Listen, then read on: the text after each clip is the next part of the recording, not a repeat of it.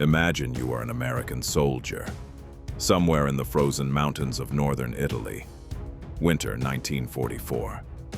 You have been marching and dying alongside men from Britain, India, Canada, and then, out of nowhere, you see something that stops you cold. Not a German platoon, not a booby trap. A group of soldiers you have never seen before. Their uniforms look American. Their helmets look American. But their shoulder patch tells a different story. A green cobra, coiled and proud with a smoking pipe clenched between its teeth. And then the rumor reaches you. These men fight side by side, white and black, together, same squad, same rations, same foxhole. And no one among them seems to think that is unusual at all. That is because, for them, it isn't. These are the Cobras Fumantes, the smoking snakes, the Brazilian Expeditionary Force. And their story is one of the most extraordinary, most overlooked, and most quietly provocative chapters of the entire Second World War. Act 1. The world that created the smoking snakes.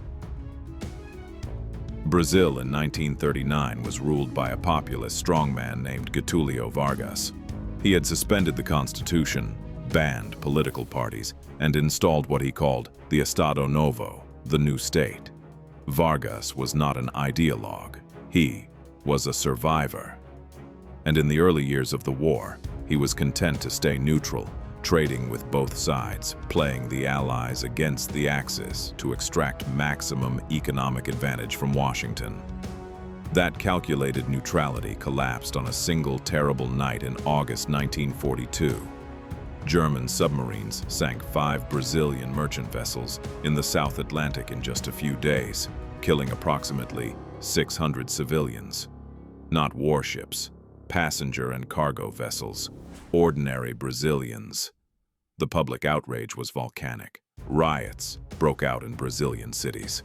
The pressure on Vargas became impossible to resist. On August 22, 1942, Brazil formally declared war on Germany and Italy, becoming the only country in South America to send ground troops to fight in Europe. But here is where things got almost comically complicated. Brazil had no modern army. Its soldiers were poorly trained, its equipment antique. American planners were frankly skeptical. Brazilian officers resented being treated as junior partners. The negotiations dragged on for years. A popular Brazilian expression captured the national mood perfectly. A cobra vai fumar. Literally, the snake will smoke. It meant exactly what English speakers mean when they say, when pigs fly. The idea that Brazil would actually send soldiers to Europe? Impossible, ridiculous, never going to happen. So when the Brazilian soldiers finally boarded their transport ships in July 1944, they did something magnificent. They adopted the snake as their symbol. They painted cobras with pipes on their helmets, their mortars, their vehicles. They called themselves Cobras Fumantes, the smoking snakes. The impossible had happened. The snake was smoking, and they were going to war. Act 2. Arrival in a segregated world. On July 2, 1944, the first convoy of Brazilian soldiers arrived in Naples, Italy. Nearly 5,000 men, the advance guard of what would eventually grow to almost 26,000 troops. Naples was a broken city. One veteran wrote in his diary, "We have arrived in Naples. The city is deserted. There are hulls of sunken ships and hordes of beggars in the port. There is not a single building intact." These young men, most of them had never left Brazil, were being thrown into a war-blasted landscape on the other side of the world. But the physical shock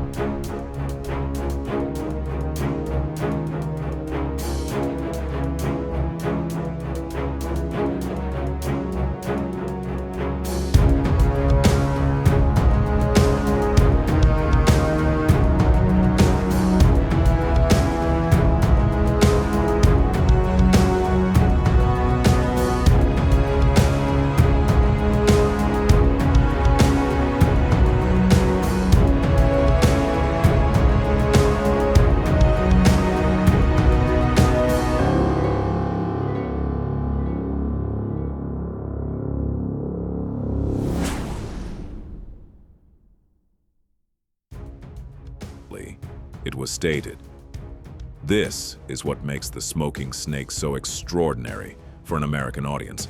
They were not just a foreign army that showed up to help. They were a mirror.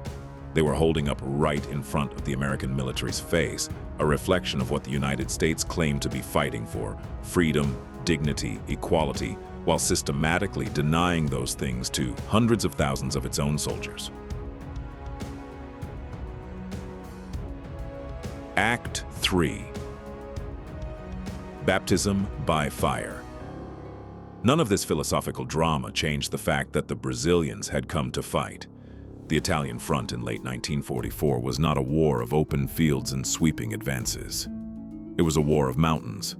The Germans had built the Gothic Line, a fortified defensive network across the northern Apennines, and they held it with the discipline of a Wehrmacht that knew it was their last major defensive line in southern Europe.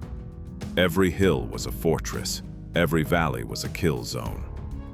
Then came Monte Castello, a mountain peak in the central Apennines, fortified with machine gun nests and infantry dug into positions reinforced for months. It dominated the surrounding terrain.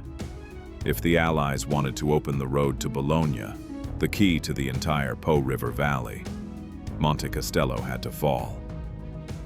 The Brazilians attacked it for the first time in November 1944. Repulsed. They attacked again in December. Repulsed again. A third attempt. Still the Germans held. Each assault cost them men, killed in frozen mud, caught by machine gun fire on open hillsides, frozen to death in positions that received no resupply. The final assault came on February 21, 1945, coordinated with the United States 10th Mountain Division.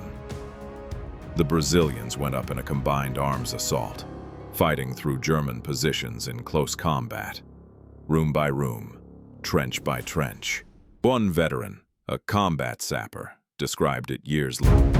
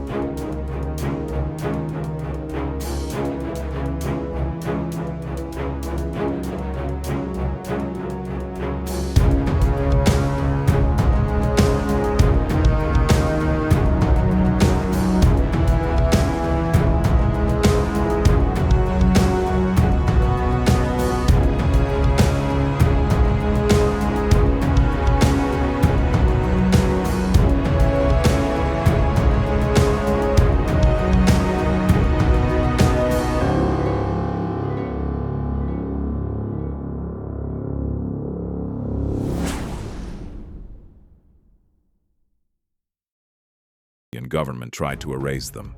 This is the part of the story that most people, even in Brazil, do not know. Getulio Vargas had sent the FEB to war as a geopolitical chess move. But when the war ended, he faced a problem he had not anticipated. 25,000 young men who had seen the world, who had fought alongside soldiers from democratic nations, who had spent months watching how a free military culture functioned, men who talked back to officers, men who had rights. These veterans were politically dangerous. Vargas's government actively suppressed the FEB's legacy. The soldiers were demobilized as rapidly as possible, even while still in Italy. When they returned to Brazil, veterans were prohibited from wearing their decorations or their expeditionary uniforms in public. Professional military veterans were reassigned to remote frontier postings as far from urban centers and political influence as possible. No pension, no psychological support, no health care. Men who had returned blind or maimed or broken by combat found themselves unemployed and forgotten.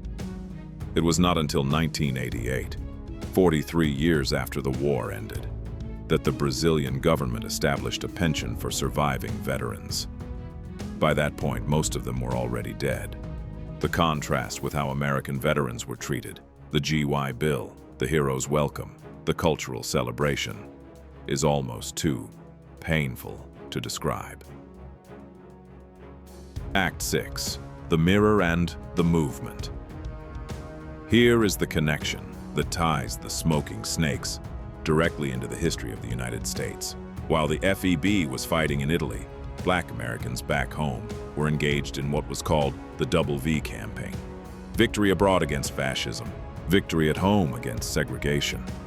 The logic was inescapable. How could the United States ask black men to die for freedom in Europe while denying them freedom at home? And then, on the front pages of newspapers, in the dispatches of war correspondents, a story started circulating about these strange Brazilian soldiers who ate and slept and fought alongside their black comrades without a second thought. Photographs of integrated units, black and white soldiers as unambiguous equals, used directly as evidence against the moral foundations of American segregation. It did not end segregation immediately. That would take President Truman's Executive Order 9981 in 1948. But the seeds planted on the mountainsides of the Italian Apennines by men who simply thought it was normal to treat each other as human beings contributed to that moment. The smoking snakes were not just fighting Germans. They were, without even intending to, fighting Jim Crow. In February 2025, on the 80th anniversary of the Battle of Monte Castello, the United States Army hosted a joint ceremony at Fort Sam Houston in Texas. Brazilian Army leaders and diplomats stood alongside United States generals in front of a newly unveiled commemorative monument. It was a small ceremony. It did not make major headlines. But it was, in its quiet way, an acknowledgement of something that history had spent 8 decades trying to bury. That, in the frozen mountains of Italy, in the winter of 1944 and the spring of 1945, 25,000 Brazilian men crossed an ocean to stand beside their American allies. And in doing so, showed those same allies something uncomfortable and true about themselves. The snake smoked. The impossible happened. And the world, whether it wanted to or not, was never quite the same. If this story surprised you, if you had never heard of the smoking snakes, if you didn't know that Brazil was the only Latin American country to send ground troops to Europe, if you had no idea their integrated army was being used as ammunition in American civil rights debates while the war was still being fought, then you now understand why this channel exists. History is full of stories like this one, stories that got edited out of the textbooks, buried under political convenience, overlooked because they came from places the people writing the history books didn't think mattered. They mattered. They always mattered. Subscribe, share this video, and come back, because the next story we're going to tell you is going to be even more surprising than this one. The snake is still smoking.